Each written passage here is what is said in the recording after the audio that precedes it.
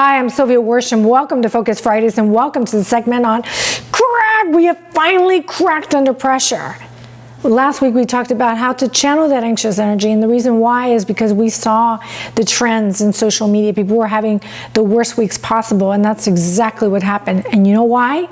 Because we're all certainty seekers. There's a pattern of behavior that we all have.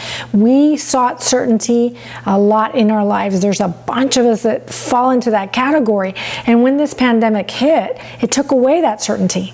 It took away that control. And we want the control back. And it doesn't matter how we get it, we just want it. And how do we get it? We blow up.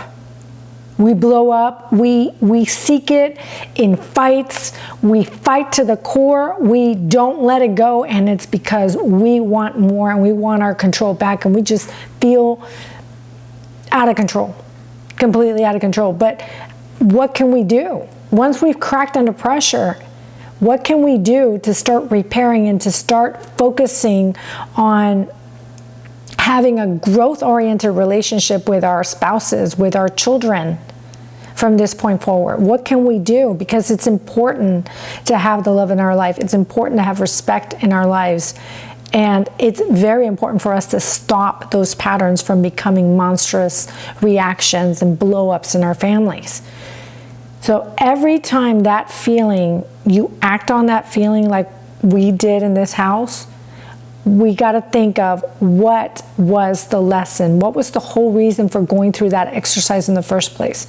When you make a mistake and you fail, the failure is not making the mistake. The failure is not learning from that mistake and not learning the lesson. And for us, the lesson, the biggest blessing that came out of it was that we were able to have a heart-to-heart with our 14-year-old son about something that happened during that blow-up.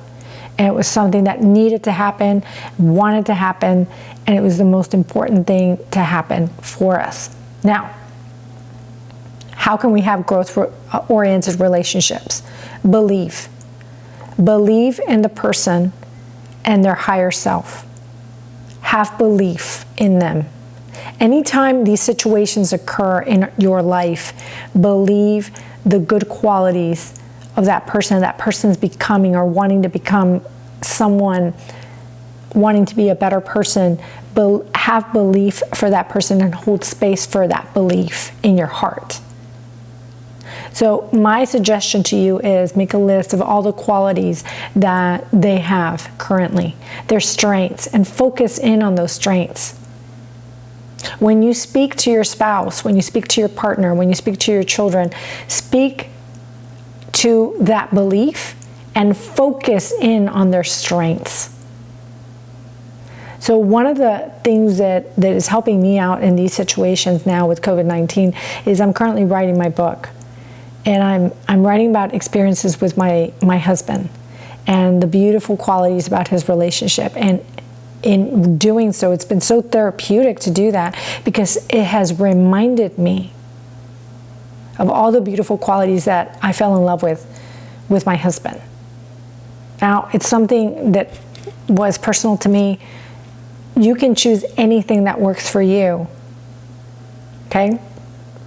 And the last strategy I'll share with you is stop it at the thought, if you can.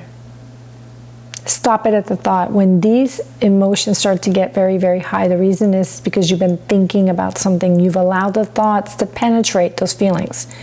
Those thoughts are the ones that propel that feeling forward, and then it's the feeling that we either act on or react on. And you know the difference. When you're acting out of love. When you're reacting out of fear. And when we reacted out of fear in this house this week, it was because we wanted control, we were seeking control, and it didn't matter how we got it. Because we have lost control in this pandemic, and we are all certainty seekers. And this interruption of this pattern has made us very uncomfortable. Work through that uncomfortableness. Work through it to the other side.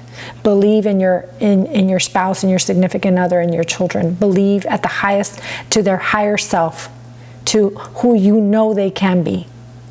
That's strategy one. Number two is focus on their strengths. Make a list of all those qualities you fell in love with. And three and final is stop it at the thought. Interrupt it at the thought. Don't allow the thought to become a feeling. Stop it at the thought. I'm Sylvia Worsham. I'm your host of Focus Fridays. Thank you so much for tuning in this week to relationships and we have cracked under pressure. What can we do to have a growth-oriented relationship? I love you guys. Stay safe. We'll see you guys next week. Have a wonderful week now. Thank you.